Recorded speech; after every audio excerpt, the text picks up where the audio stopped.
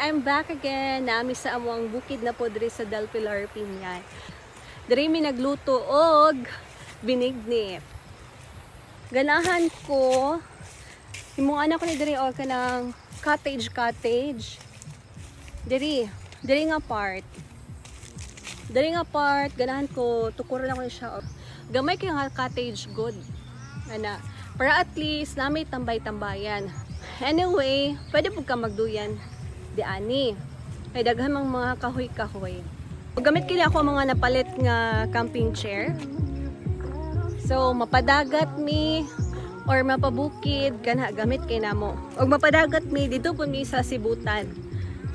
So dito sa Sawang, galing niya dito puro puto mga parinti namo. Then if mag-camping mi dito kay likod na mi silang balay kay likod silang balay dagat na. O kana mo ni ang amuang suba. So kanang mga nagbitay-bitay bitaw diha ang sanga. Kuan na siya. Nindot kina siya liguan diha. Pwede mo diha mag-swing. Then naapod may gakit diri. Kaso lang bago ra siya na naanod sa baha kay wala na bantayan. Okay. Sulaw kaayo.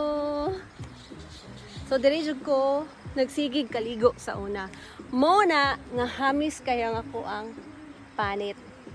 Kay mo ni akong ginakaliguan. Sa unahan, daghan pa kayo mga kabaw diha magtuna.